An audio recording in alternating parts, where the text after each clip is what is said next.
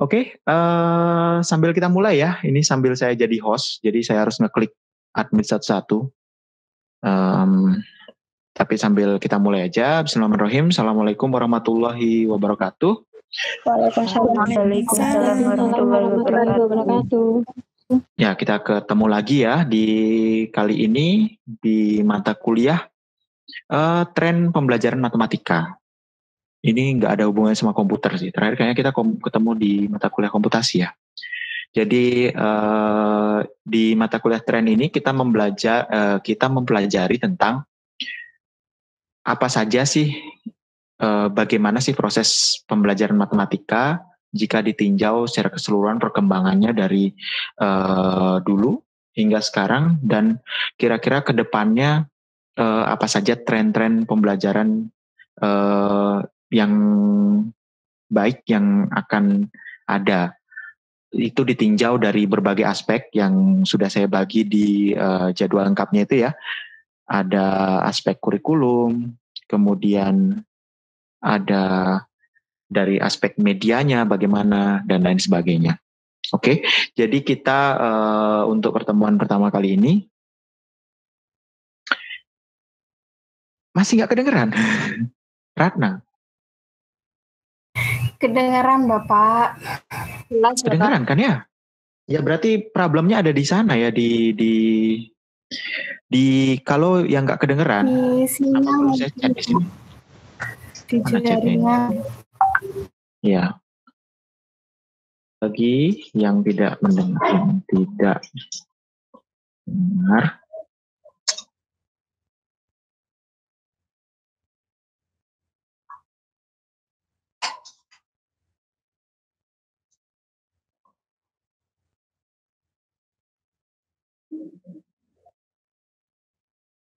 ya mungkin bisa dicoba beberapa tips itu ya, mungkin terkait dari jaringan dan gimana. Cuman ya pakai headset mungkin bisa juga. Cuman terlepas dari itu, nanti kan ada rekamannya juga ini. Oke, lanjut ya. Jadi untuk pertemuan kali ini kita membahas tentang sedikit sejarahnya dulu dari pembelajaran matematika.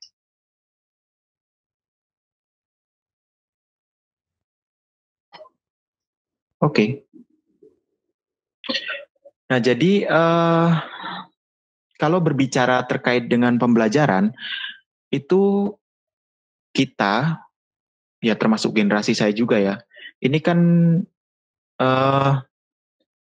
seolah-olah semuanya sudah berbentuk sistem seperti ini ya. Artinya dalam artian ketika kita kecil, itu sudah langsung ada sistemnya, yaitu kita dimasukkan dalam sebuah lembaga pendidikan, yaitu TK, kemudian lanjutkan dengan TK informal ya, SD, kemudian lanjut dengan SMP, SMA, perguruan tinggi, dan lain sebagainya. Jadi sistemnya itu sudah terbentuk. Kalau zaman saya dulu, saya masih ingat kurikulumnya pada saat SD itu adalah CBSA itu ya, cara belajar siswa aktif. Mungkin di sini ada yang masih ingat nggak dulu kalau angkatan ini pas SD kurikulumnya menggunakan apa? KTSP. Sudah KTSP ya? 2004. KBK mungkin ya? KBK KTSP itu ya? Ya. Ya itu termasuk sudah yang modern ya. Kalau saya dulu masih CBSA itu zaman awal-awal dulu. Dan orang tua kita, orang tua saya termasuk dulu itu sudah ada sekolah, tapi mungkin kurikulumnya tidak belum terbentuk rapi seperti sekarang ini, tapi sudah ada. Nah, ketika kita berbicara mundur lagi ke masa lalu, terutama di zaman Yunani kuno, itu belum ada sistem pendidikan seperti ini. Jadi ketika ada yang baru lahir, kemudian sudah beranjak besar, itu tidak serta-merta mendapatkan pendidikan. Nah, jadi pendidikan pada saat itu bukan hanya pendidikan matematika saja ya, tapi secara umumnya itu hanya diberikan pada kalangan menengah dan atas. Jadi hanya diberikan kepada apa istilahnya ya, orang-orang yang memiliki kekayaan, bangsawan, dan lain sebagainya. Dan pada saat itu itu pendidikannya, bahkan pendidikan matematika itu tidak diajarkan sebagai pendidikan dasar. Pendidikan yang kita terima sekarang dan sebelumnya dulu itu jauh berbeda. Jadi dulu itu lebih ke filosofis gitu ya, sastra, kemudian musik, kemudian makanya dulu itu kan banyak filsuf-filsuf yang juga ahli matematika ya, seperti Plato, Aristoteles, dan lain sebagainya. Nah itu mereka diajarkan seperti itu, dan target pendidikannya itu adalah lebih kepada politisi, di mana politisi tersebut diberikan pendidikan terkait dengan politik dalam rangka menunjang pekerjaan mereka sebagai politisi. Dalam hal ini adalah bagaimana mungkin psikologi, bagaimana tentang sebagai pemimpin itu harusnya bagaimana, sebagai bangsawan itu bagaimana, lebih seperti itu ya. Bukan pendidikan eksak seperti sekarang ini. Nah, hal tersebut juga berlanjut di zaman Romawi kuno. Itu hanya diberikan kepada laki-laki saja, kemudian hanya diberikan kepada para bangsawan, dan sudah mulai muncul pendidikan yang terkait matematika, tapi para praktisi pendidikan matematika tersebut itu justru kurang atau dianggap sebelah mata, kurang mendapat prestisius seperti itu. Yang lebih menonjol saat itu adalah bagaimana ilmu logika dan retorika itu dikemukakan. Jadi matematika itu masih dianggap sebagai hanya sekedar, ya mungkin kalau sekarang ini ya hitung-hitungan biasa gitu ya, mungkin untuk jualan dan lain sebagainya. Jadi bukan matematika yang kita kenal sekarang ini. Seperti itu. Nah, hal tersebut itu menyebabkan pengajaran matematika sebagai sebuah ilmu itu jadi kurang berkembang, dikarenakan peminatnya sedikit dan dianggap sebagai warga kelas 2 dan lain sebagainya. Kemudian di abad Renaissance, gimana bacanya ini ya? Prancis ya, Renaissance. Jadi sekitar abad 15 dan seterusnya, itu pandangan tentang pendidikan itu mulai berubah. Jadi mulai ada pembaharu, beberapa tokoh itu yang menganggap bahwa pendidikan itu bukan hanya dalam rangka menunjang pekerjaan. Kalau sebelumnya itu hanya misalnya nih, saya seorang bangsawan, maka diberi pendidikan seputar mungkin teologi dan kemudian logika, retorika dan sebagainya tadi yang untuk menunjang lifestyle saya sebagai bangsawan. Kemudian untuk level pedagang mungkin diberikan sedikit pendidikan terkait dengan matematika dan lain sebagainya. Nah, mulai abad Renaissance ini mulai ada pendapat bahwa pendidikan tersebut haruslah diberikan sebagai keterampilan hidup. Jadi bukan hanya target orang-orang tertentu saja yang memiliki pekerjaan tertentu, tapi lebih ke semua orang sebagai bekal dari keterampilan hidup. Tapi belum mengglobal ini ya pendapat tersebut ya, hanya ada beberapa pendapat saja.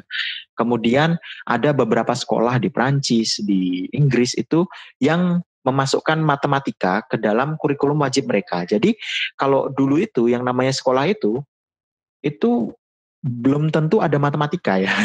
Beda dengan sekarang. Kalau namanya matematika itu kan ada di semua level, beda dengan mungkin apa ya, kimia gitu. Kalau kimia itu kan adanya di SMA untuk yang jurusan IPA saja kan ya, untuk yang IPS kan tidak ada. Seperti mungkin sejarah gitu, untuk jurusan IPS saja, IPA nggak ada. Di SD pun nggak ada pelajaran sejarah gitu yang terintegrasi sih sebenarnya di IPS. Nah seperti itu. Tapi matematika itu ada di semua jenjang, SD, SMP, SMA, bahkan kuliah itu ada. Kalau di PGMI, PGSD itu ada matematika dasar, kemudian kalau di jurusan lain itu tetap ada statistika, artinya tetap mengakar di semua jenjang. Namun dulu sebelum abad Renaissance dan sebelumnya itu matematika bahkan tidak masuk ke kurikulum wajib. Nah, namun pada saat mulai abad Renaissance ini mulai dimasukkan ke dalam kurikulum wajibnya di beberapa sekolah. Kemudian di sini abad Renaissance ini mulai ada mesin cetak gitu ya. Mesin cetak itu merupakan suatu penemuan yang merevolusionarisasi dari dunia, termasuk dunia pendidikan. Jadi bisa dibayangkan ya, kalau zaman dulu sebelum adanya mesin cetak, itu semisal saya buat buku nih, saya seorang filsuf mungkin di zaman abad 14 itu, kalau saya buat buku, kemudian saya mau, ya kenapa Hasbi? Kepencet ya? Ya, semisal saya buat buku, lalu saya mau menggandakan buku-buku ini ke sekolah atau ke orang lain, misalnya ada yang mau buku saya gitu, si A mau buku saya. Gimana caranya? Caranya adalah menulis ulang ya. Jadi sebelum ditemukan mesin cetak, cara untuk menggandakan sebuah buku itu sangat tidak efisien. Jadi buku tersebut harus ditulis ulang, kata per kata, halaman per halaman, sampai jadi satu buku, kemudian itu baru dijual ke orang lain. Jadi bisa dibayangkan betapa tidak efektif dan betapa mahalnya biaya untuk menduplikasi sebuah buku tersebut, di mana buku itu merupakan sumber yang sangat penting bagi ilmu kan ya.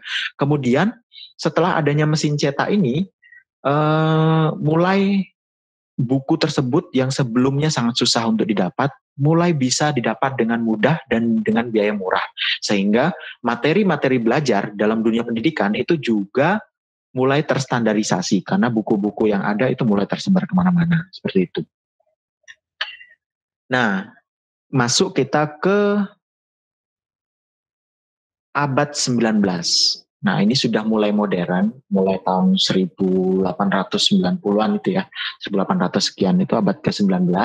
Nah, ini mulai ada revolusi industri, jadi industrial revolution yang keberapa? Pertama atau kedua itu ya, mesin uap ya. Jadi, karena adanya revolusi industri, tatanan masyarakat yang sebelumnya itu masih berupa mungkin pertanian, jadi masih feodal seperti itu ya, bangsawan. Dengan adanya industri ini mulai terkapitalisasi, jadi mulai banyak masyarakat yang bekerja di pabrik-pabrik, pindah ke kota karena memerlukan banyak pekerja kan.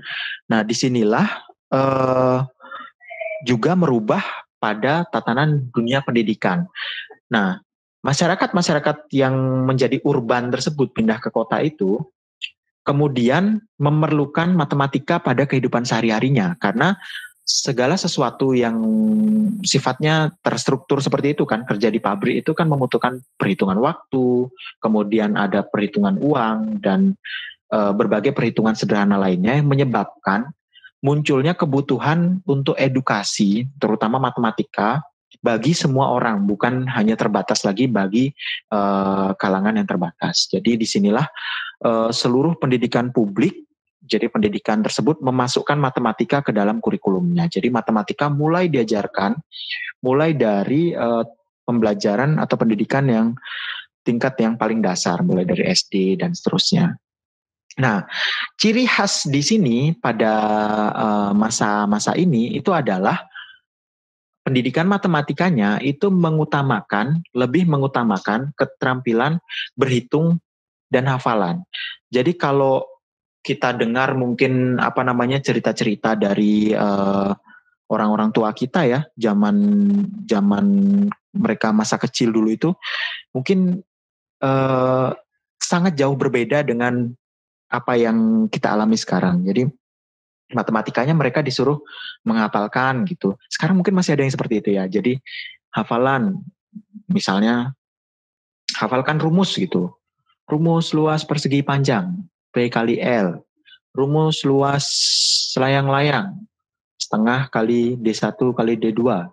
Rumus luas trapesium. Apa rumus luas trapesium? Apa ayo? Setengah A kali T. Apa? Setengah apa? Setengah atas tambah bawah kali tinggi. Atas tambah bawah kali? Ya, kali tinggi. Kali apa? Kali tinggi. Terus kalau trapesiumnya saya putar gitu menghadap samping gitu ya. Atas bawahnya yang mana? Maksudnya yang sejajar itu, Pak. Ya, setengah kali sisi jumlah dari sisi sejajar gitu ya, dikalikan dengan tinggi. Di mana definisi tingginya adalah jarak antara dua buah sisi sejajar tersebut kan gitu. Nah jadi itu dulu dihafalkan. Mungkin sekarang masih ada yang seperti itu juga. Jadi ayo anak-anak hafalan, luas persegi panjang P kali L, luas persegi S kali S gitu. Tanpa tanpa memahami makna dari atau dari mana sih sebenarnya luas tersebut muncul gitu. Pokoknya persegi panjang PL gitu aja. Pokoknya jajar genjang apa tadi? Atas bawah atau sisi yang berhadapan atau sisi yang sejajar kali tinggi gitu. Tanpa memahami konsepnya seperti apa. Nah, jadi pada abad 19 itu kecenderungannya seperti itu. Dan yang diutamakan itu adalah keterampilan berhitung ya. Kenapa? Karena di zaman itu kalau tidak salah baru awal-awal itu ditemukan kalkulator ya kalau tidak salah. Jadi masih belum menemukan kalkulator dalam artian kalkulator modern. Bentuknya masih besar seperti itu kalkulatornya. Dan kalau kita lihat di sejarah tahun berapa itu pada saat Amerika mengirimkan astronotnya ke bulan itu, kita bisa lihat itu penghitungannya itu dilakukan secara manual ya, tidak pakai komputer itu. Jadi kalau kita lihat arsipnya itu mungkin 2 kali tingginya saya ini, segitu tumpuan kertasnya untuk menghitung trajektori dari perjalanan dari bumi ke bulan seperti itu. Jadi pada saat itu memang belum ditemukan alat hitung, sehingga yang diutamakan itu adalah keterampilan berhitungnya. Jadi kalau ada orang yang pintar menghitung, cepat dalam kali-kalian, penjumlahan, teliti seperti itu, maka dia biasanya dibilang sebagai ahli matematika gitu. Pintar matematikanya, ngitungnya cepat gitu. Nah, padahal jika dibandingkan dengan sekarang, nah ini kan sekarang sudah mulai zaman di mana-mana ada komputer, ada kalkulator dan lain sebagainya. Nah, jadi sekarang tidak terlalu diutamakan keterampilan berhitung, tapi justru malah pada mengutamakan pada konsep dari matematika itu sendiri. Kemudian satu lagi yang dulu itu cenderung ada itu adalah pembelajarannya yang masih teacher oriented. Jadi istilahnya terpusat pada guru ya. Semua memperhatikan guru, mendengarkan gurunya ngoceh, bla bla bla bla bla bla. Kemudian ayo langsung latihan soal, bla bla bla bla bla. Setelah itu selesai. Jadi mungkin sekarang pun masih ada yang seperti itu. Jadi terbawa dari pembelajaran masa lalu, di mana guru itu menjadi pusat dari pembelajaran. Di mana sekarang itu yang lebih menjadi pusat itu adalah trennya adalah siswa. Nah, dan ada beberapa karakter lagi itu masih mengutamakan hasil, yaitu result oriented, tidak mengutamakan proses, yang penting hasilnya ulangannya bagus, berarti prosesnya tidak terlalu diutamakan. Berlanjut ke dunia modern. Nah, di dunia modern ini adalah perkembangan dari apa yang tadi di abad 19. Jadi apa yang menjadi pendidikan matematika tadi direvisi, yang sebelumnya itu adalah lebih mengutamakan ke hafalan dan ke keterampilan berhitung, sekarang itu lebih mengutamakan pengertian dan pemahaman konsep. Jadi siswa itu tidak lagi dibelajarkan dengan metode hafalan seperti itu. Jadi langsung dikasih, anak-anak kita sekarang mempelajari tentang persegi panjang. Ya, rumus persegi panjang P kali L. Hafalkan ya, P kali L. Ini P, ini L. Jadi kalau mau mencari luasnya berarti P kalikan dengan L. Tuh. Kemudian persegi, itu S kali S. Ini S-nya sama. Jadi tidak diberikan langsung seperti itu, kemudian disuruh menghafalkan seperti pada yang sebelumnya, tapi lebih diberikan pemahaman. Jadi sekarang kita berikan semisal nih untuk mencari luas segitiga gitu. Coba perhatikan persegi ini. Jadi kita mulai dari persegi, semisal persegi. Lalu persegi ini kita sudah tahu sebelumnya sisinya sama apa tidak gitu misalnya, sama. Kemudian jika kita gunting bagi dua, bagaimana hasilnya? Maka akan ada dua segitiga dengan alasnya panjangnya sekian, tingginya sekian. Lalu apa yang kamu bisa simpulkan? Nah, contohnya seperti itu. Jadi lebih ke membelajarkan atau siswa bisa menyusun, memahami konsep itu dengan usaha mereka sendiri. Jadi tidak diberikan rumus langsung untuk dihafal, cuman diberikan suatu latihan supaya mereka bisa merumuskan konsep dari rumus itu sendiri, sehingga diharapkan apa? Diharapkan pengetahuan itu lebih membekas ke mereka. Jadi ketika mereka semisal seperti contoh tadi melihat segitiga, maka dalam konsep mereka, oh segitiga ini itu adalah setengahnya dari persegi yang awal tadi itu. Jadi seharusnya luasnya juga setengahnya persegi itu. Jadi luasnya adalah setengah kali bagian alas dikalikan bagian tinggi, seperti itu. Jadi mereka tidak bingung lagi konsep antara alas dan tinggi ya. Kalau selama ini kan kadang ada yang diputar balik, itu mana alasnya, itu bingung seperti itu. Itu. Kemudian proses pembelajaran sekarang itu trennya adalah student center, seperti kita ketahui ya, pada saat perkuliahan juga sering diutamakan bahwa bukan mengajar ya. Jadi guru sekarang ini bukan mengajari lagi atau bukan transfer ilmu lagi, tapi membuat bagaimana environment atau lingkungan yang memungkinkan untuk siswa itu untuk belajar. Jadi guru ini sebagai asisten saja, pengarah, pemandu yang mengarahkan siswa untuk belajar, bukan sebagai sumber utama untuk belajar. Itu dikarenakan juga perkembangan informasi dan media sekarang yang sudah sangat pesat. Jadi kalau dulu zaman awal-awal ya itu bapak ibu sekolah itu mungkin yang namanya buku itu diwariskan ya. Jadi buku pelajaran itu hanya ada satu mungkin untuk satu kelas itu, jadi hanya gurunya yang punya. Jadi tugasnya gimana ya, gurunya menyuruh siswanya untuk menulis di papan isi konten dari buku itu, kemudian siswa lainnya suruh nyalin ke bukunya masing-masing. Ada nggak yang masih seperti itu sekarang? Ya jadi itu terbawa dari tren dulu ya, di mana buku itu sangat langka dan hanya satu orang saja yang punya, yaitu gurunya, sehingga kegiatan sehari-harinya seperti itu, mentransfer apa yang ada isi bukunya itu ke buku siswa. Nah sekarang jangankan buku ya, buku sekarang sudah tersedia dalam bentuk digital, ada di BSE, bisa diunduh dan itu gratis ya. Kemudian masih ada internet, bisa mencari di Google via Wikipedia, kemudian dan lain sebagainya. Belum lagi ada video pembelajaran dari YouTube, Ruang Guru, Ruang Kepala Sekolah dan lain sebagainya. Ada banyak sekali provider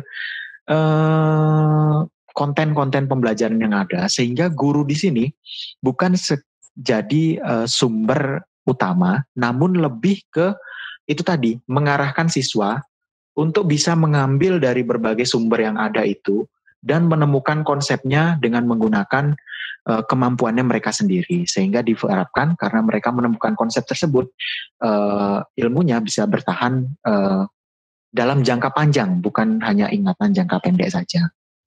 Dan itu juga dalam dunia modern ini juga mengutamakan proses. Jadi tidak hanya mengutamakan hasil saja, seperti yang terefleksi pada penilaian. Kalau penilaian itu sekarang ada penilaian apa saja? Ada yang masih ingat komponen penilaian? Pengetahuan, keterampilan. Dan? Ada 4. Ada 3 4 atau 3? Kognitif, afektif, dan psikomotor itu ya. Kognitif itu pengetahuan, kognisi, afektif itu sikap, jadi bagaimana sikap siswanya, dan psikomotor itu keterampilan tadi itu. Jadi sudah tidak, kalau zaman dulu itu lebih ke kognitif saja, jadi pengetahuannya saja. Kalau sekarang itu sudah prosesnya sepanjang hari itu dinilai, kognitif, afektifnya, psikomotornya, dan lain sebagainya. Nah, jadi seperti itu perkembangan tren pembelajaran dari zaman awal-awal dulu sebelum pembelajaran yang terstruktur ini muncul hingga ke sekarang. Nah, Masa depan seperti apa? Masa depan itu mungkin kira-kira kurang lebih seperti ini. Cuman dari pandemi ini kita belajar eh, lebih pendidikan itu mungkin nanti lebih desentralisasi ya. Kalau sekarang kan lebih ke pendidikan itu ya belajar di sekolah gitu, di sekolah terus pulang. Nah sekarang dengan adanya pandemi dan juga belajar online ini, jadi lebih terintegrasi ke kehidupan kita sehari-hari. Terlebih lagi dengan adanya eh, program Merdeka Belajar dan lain sebagainya yang tidak membatasi adanya pengetahuan tertentu saja dari sekolah itu, tapi bisa mengkomparasi dengan sekolah-sekolah dan lembaga institusi lainnya. Nah itu merupakan program pemerintah sekarang. Jadi kedepannya itu akan lebih terdesentralisasi lagi, tidak terpusat pada satu sumber saja, pada satu institusi saja, tapi lebih ke semua sumber seperti yang tadi saya jelaskan itu. Oke, mungkin itu saja ya pemaparan dari saya. Kita diskusikan saja kalau ada yang mau didiskusikan terkait dengan tren ini. Saya silakan kalau ada yang mau bertanya atau memberikan pendapat mungkin. Ini ada 83 ya.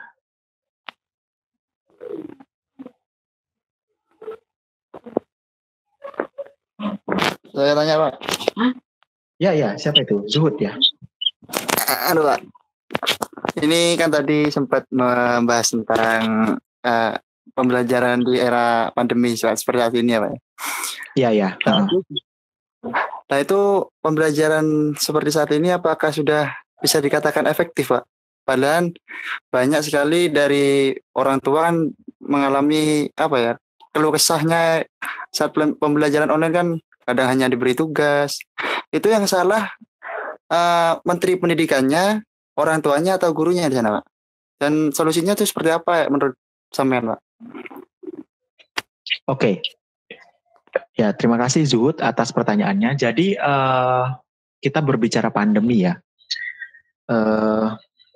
Sekali lagi ini adalah apa namanya ya?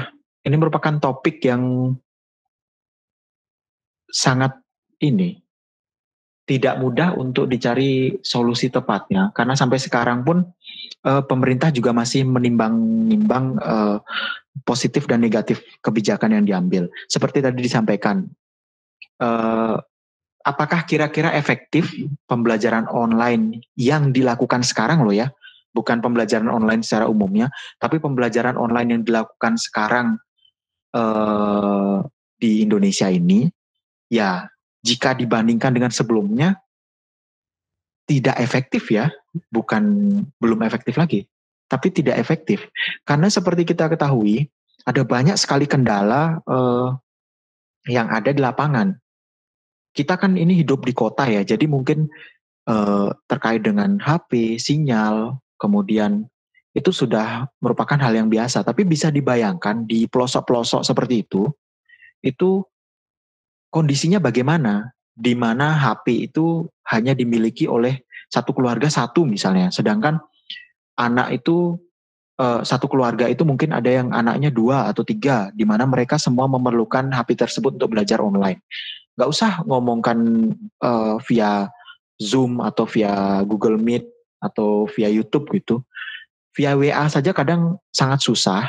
Dan ketika kita ngomongkan seperti itu, selain faktor sarana, itu ada juga faktor kejenuhan siswanya. Itu saya kapan itu dengar podcast itu, jadi siswa itu dipaksa, bukan dipaksa ya, belajar itu dari jam 7 sampai jam 1 atau jam 2 itu di depan laptop, terus atau di depan HP, terus itu bisa dibayangkan nggak sakit matanya atau gimana. Nah, seperti itu kan banyak sekali cerita-cerita begitu. Nah, tapi yang jadi masalah adalah di sini kita kan berhadapan dengan pandemi itu. Masalahnya pandeminya ini dibilang fatal itu hanya sebagian saja, dibilang tidak fatal itu juga sebagian besar orang yang beresiko yang terkena itu bisa mengakibatkan yaitu kehilangan nyawa itu tadi. Makanya ini yang masih menjadi dilema ya sebenarnya ya. Kalau menurut saya ya memang tidak ada pilihan lain lagi sih. Dibilang tidak efektif ya sangat tidak efektif. Cuman pilihan apa lagi yang kita punya, terutama di daerah-daerah yang zona merah. Kalau sekarang kan sudah mulai dilonggarkan ya. Kalau di zona kuning mungkin atau zona hijau itu sudah mulai pertemuan tapi terbatas. Setahu saya kalau di sekolahan di tempat saya itu di daerah asal saya itu ada yang mengadakan seperti semacam shift seperti itu. Jadi hari Senin itu sepertiga siswa yang masuk, hari Selasa sepertiganya lagi dan lain sebagainya. Ada yang sudah melakukan shift seperti itu karena memang ya kalau online tidak dimungkinkan alias tidak siswanya nggak belajar sama sekali, itu yang jadi masalah kan, terutama di pendidikan dasarnya. Jadi ya solusinya apa ya? Di saat-saat sulit seperti ini ya solusinya memang dijalani saja ya. Mau gimana lagi? Karena kita maksudnya mau mengambil sesuatu yang radikal, berlawanan dengan pemerintah juga tidak mungkin kan karena kebijakan sudah dari atas. Kadang kan ada orang tua siswa yang memaksakan ke sekolahnya juga ya. Ayo dibuka aja gini anaknya gini. Cuman itu juga beresiko karena ketika membuat kerumunan akan ada terkena pasal pembuatan kerumunan nanti malah terancam pidana. Nah itu juga sulit. Semoga kedepannya itu bisa lebih efektif lagi. Hal ini terjadi karena ya kalau bisa jujur mungkin di Indonesia ini sangat tidak siap untuk pembelajaran online itu ya. Infrastrukturnya, tenaga pendidiknya, kemudian siswanya juga masih belum siap. Karena jangankan online, bahkan pembelajaran tipe hybrid gabungan pun masih jarang kan. Kalau kita ingat kuliah yang sebelumnya itu, kuliah kita sebelumnya, kan kita kuliahnya ketemu terus kan, nggak pernah hybrid digabung dengan online ya karena masih belum secara kebijakan belum pernah dilakukan, belum terbiasa tiba-tiba disuruh full online, pasti sangat tidak efektif. Seperti itu. Mungkin ada yang lain yang mau ngasih pendapat. Coba. Saya Pak. Ya silakan, Usul Jana.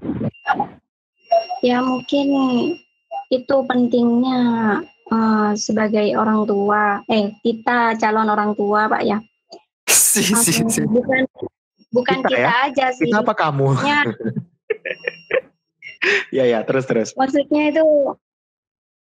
Maksudnya orang-orang itu harus berpendidikan tinggi gitu. Soalnya kan di Indonesia itu udah menerapkan kurikulum 2013 yang apa itu ya, penerapannya itu kan sudah ke modern, trennya ke modern gitu. Jadi bayangkan aja kalau manusianya di Indonesia itu udah minimal S1 misalkan, kan mengajarkan anak-anaknya itu udah gak kebingungan. Kalau misalkan ada pandemi kayak gini, tiba-tiba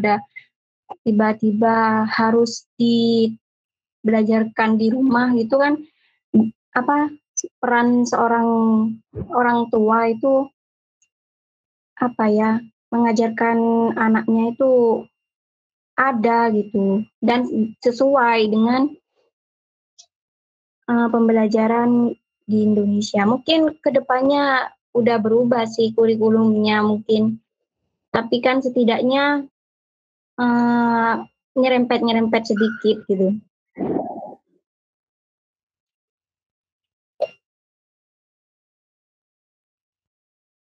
Ya, terima kasih Husnul Jana. Oke, silakan kalau ada yang lain yang mau berpendapat juga. Bismillahirrahmanirrahim, saya Bapak. Ya, silakan. Menurut saya Virgin ya. Ya, silakan. Iya.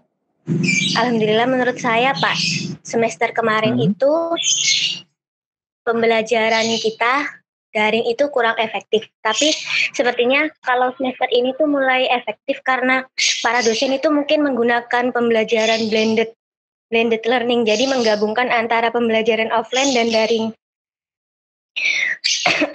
Jadi kalau misalnya pun kita nggak paham atas apa yang dijelaskan oleh guru secara online, misalnya dalam ketikan saja, itu biasanya dosen mengalihkan kita lewat Zoom, Google Meeting, dan itu menurut saya lumayan efektif karena bagaimanapun juga dipaksakan untuk offline pun nggak bisa gitu. Dan saya pernah membaca juga keberhasilan suatu pembelajaran itu nggak bisa dilihat dari satu sisi saja, tapi tergantung bagaimana pelajar itu mencari cara agar pembelajaran itu berhasil. Seperti itu, Bapak. Makasih. Oke, ya terima kasih Virgin atas pendapatnya. Ada yang mau menambahkan lagi? Saya Bapak. Ya, Noval. Ketika saya melihat pembelajaran di masa pandemi ini, saya melihatnya bukan dari sisi negatifnya siapa pihak yang disalahkan, tapi saya melihatnya apa mungkin ini sebagai persiapan kita untuk ke depannya. Karena saya melihat dari canggihnya teknologi yang terus berkembang, kita dulu masih kecil, permainannya masih ketemu kawan, hanya bermain deket-deket, akhirnya dari rumah ke rumah. Tapi ketika ada teknologi semakin canggih, justru ada game online yang bisa bermain dengan teman di luar negeri. Jadi tidak menutup kemungkinan bahwa pembelajaran itu bisa di suatu saat nanti ke depannya itu akan terjadi online. Jadi masa pandemi ini menurut saya itu sebagai persiapan kita untuk menghadapi canggihnya perkembangan teknologi ke depannya. Itu sih Pak yang saya lihat. Oke, ya terima kasih Noval.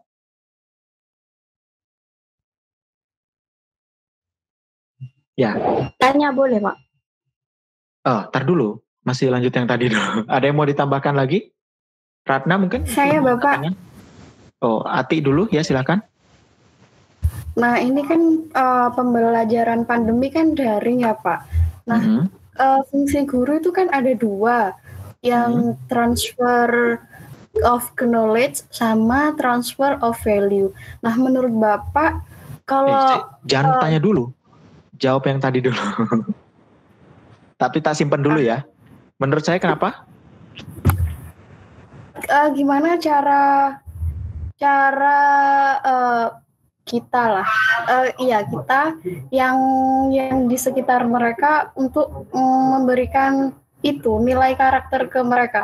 Soalnya yang saya lihat di lingkungan saya ini ya Pak, adik-adik yang khususnya yang sekolah dasar SD SMP, mereka itu susah kalau dikasih tahu gitu Bapak.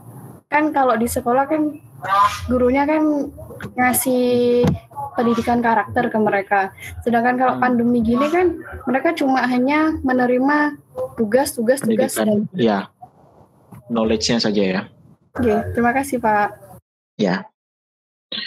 Oke. Ya jadi untuk menambahkan yang tadi, yang sebelumnya. Jadi sekali lagi, pembelajaran online, full online seperti ini, itu memang tidak dimaksudkan untuk menggantikan pembelajaran offline ya.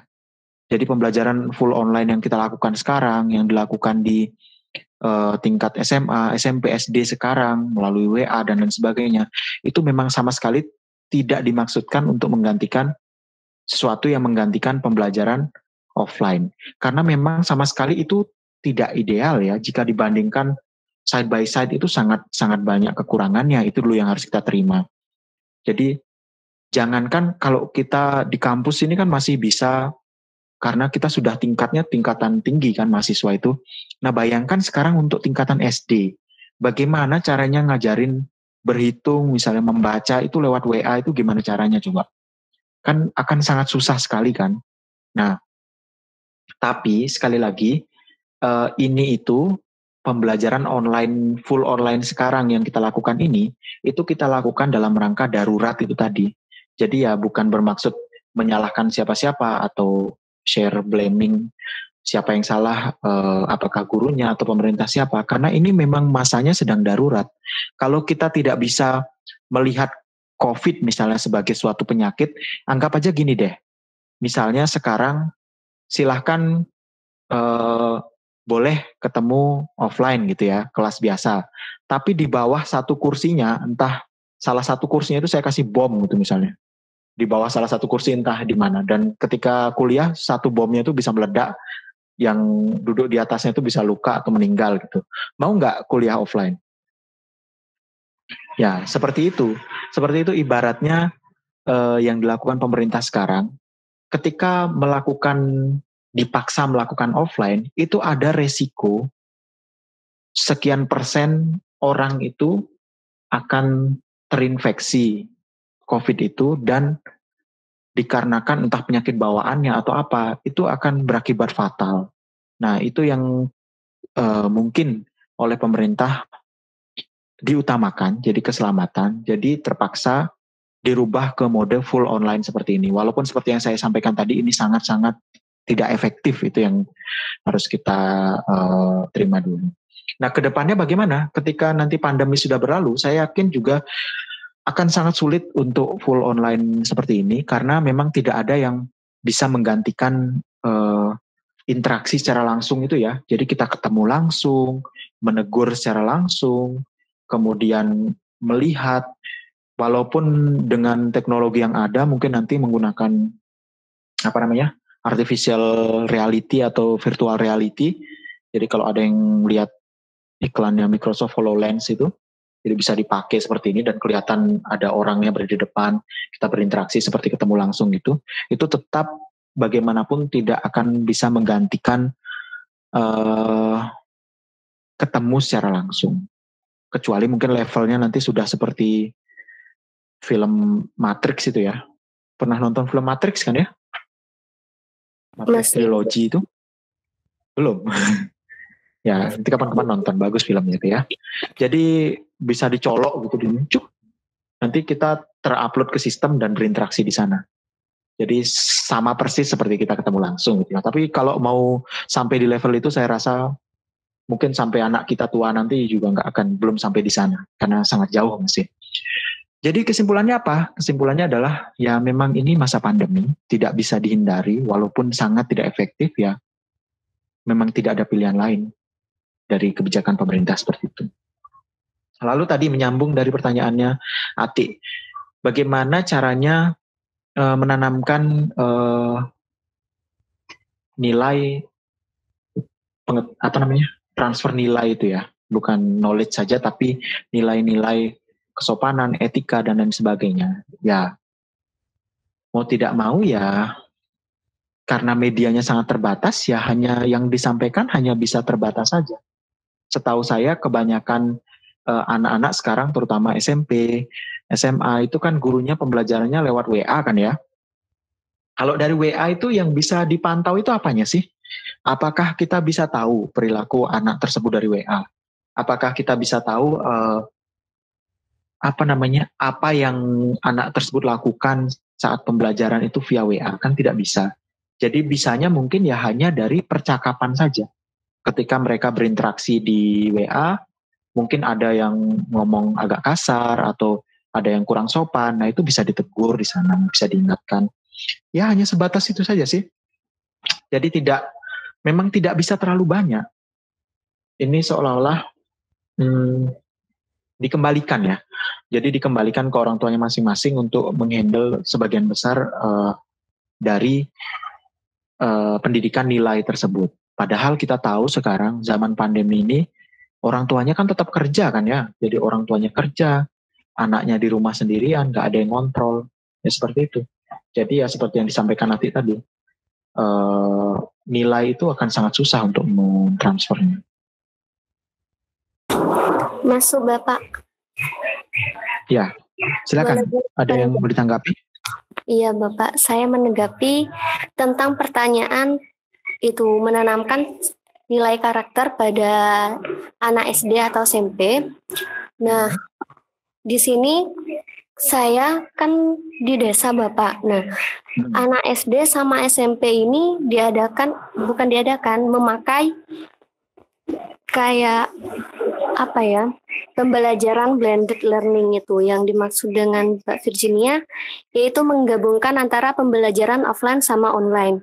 Jadi di sini anak SMP sama SD 3 hari melakukan pembelajaran online dan 3 hari melakukan pembelajaran luring. Nah, ketika melakukan pembelajaran luring ini, anak SD sama SMP ini memakai seragam Bapak. Jadi nilai karakter dan kesopanan itu bisa kita tanamkan ketika pembelajaran luring itu. Jadi menggunakan... Ya, halo?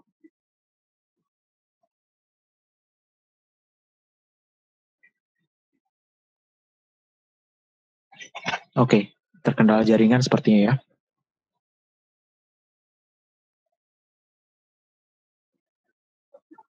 Ya, mungkin sambil yang lain dulu, silakan kalau masih ada pendapat.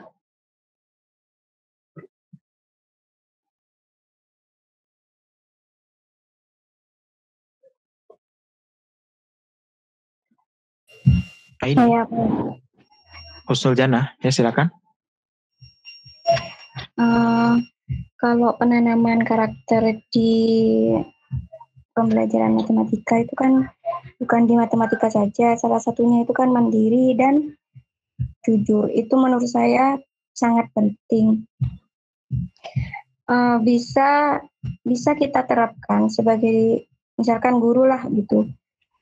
Kita itu harus pintar-pintar memilih, makanya itu maksudnya pintar-pintar memilih kuis misalkan mau ujian gitu. Karena kebanyakan di sini itu kebanyakan siswanya itu SD, SMP semuanya ada. Kalau ujian tuh misalkan offline, bentuknya seperti PDF gitu, langsung dikerjakan. Itu adik-adik dan lain-lain sebagainya itu tingkatannya itu bisa di browsing gitu. Kan itu kan nilai kejujurannya itu udah di mana gitu. Kan udah gak tahu mana yang nilai asli, mana yang gak asli. Nah, itu perannya itu bisa memilih ujian menggunakan kuis, terus aplikasi-aplikasi yang diwaktukan sehingga siswa itu bisa mandiri dan jujur gitu. Oke, terima kasih Sudana. Jadi mungkin sarannya kalau bisa disimpulkan tadi mungkin dari kejujuran itu bisa merancang sebuah sistem gitu ya. Jadi sistem yang tidak memungkinkan siswanya untuk berbuat tidak jujur. Seperti itu dari Suljana.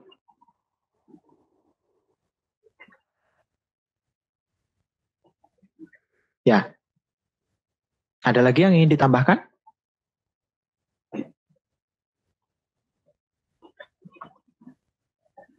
Oke, mungkin saya kira cukup sekian ya. Jadi untuk apa itu?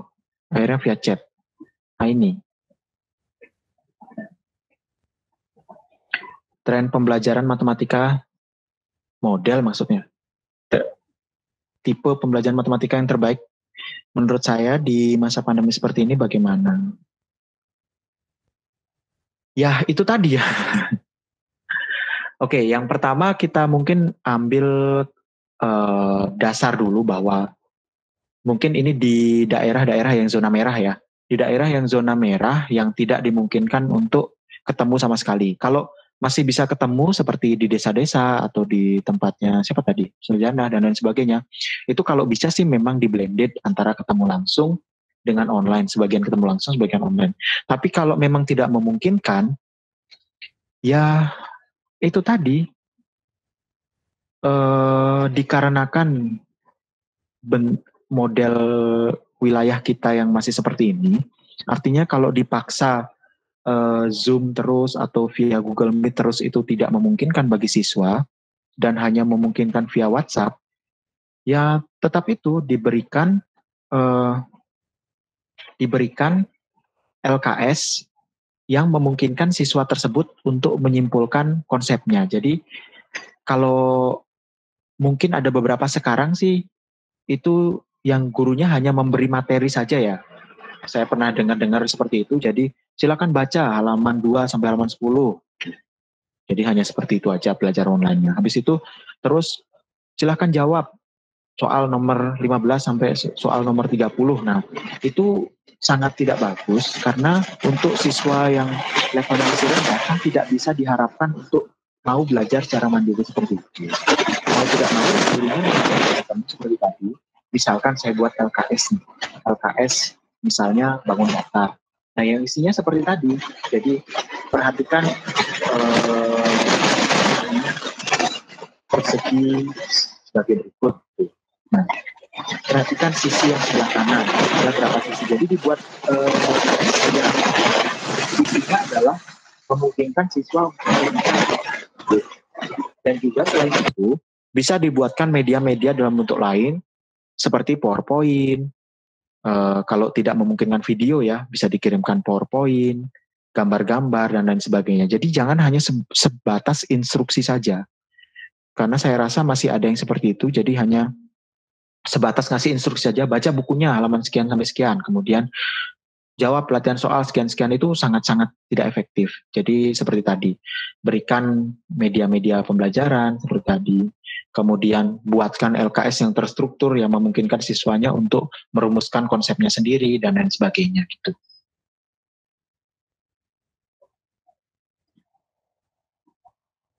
Nah, mata kuliah tren ini, itu pertanyaan dari Siti Maulidia, itu merupakan ibaratnya payung dari ininya, semua MK itu. Jadi ada metode pembelajaran, kemudian ada media pembelajaran, ada kurikulum, dan lain sebagainya. Jadi kita membahas secara umum, bagaimana sih perkembangan-perkembangan tren yang terjadi dari masa sebelumnya, mungkin masa sekarang, dan kedepannya bagaimana gitu.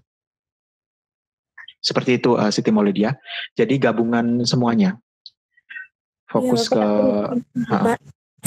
gimana? Terima kasih. Oke, ya. Seperti itu ya. Kalau yang sudah saya bagi itu kan ada apa aja itu? Ada kurikulum, ada media dan lain sebagainya. Itu diikutin aja. Jadi per bagian-bagiannya kita bahas. Oke, mungkin cukup ini saja ya, karena sudah hampir jam 9 juga. Jadi untuk diskusi lebih lanjut, kita fokuskan pada pertemuan berikutnya. Untuk meeting di Google Meet kali ini, kita cukupkan sampai di sini saja ya. Terima kasih banyak atas kehadirannya di Google Meet ini. Sampai ketemu di pertemuan berikutnya. Assalamualaikum warahmatullahi wabarakatuh. Waalaikumsalam warahmatullahi wabarakatuh.